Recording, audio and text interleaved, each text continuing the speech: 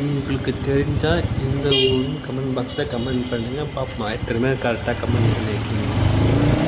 மாதிரி அடுத்தடுத்த video comment பாக்ஸில் கமெண்ட் பண்ணுங்கள். கண்டிப்பாக நான் எல்லா ஊருக்கும் போகிற வீடியோவை நான் கண்டிப்பாக போடுறேன்.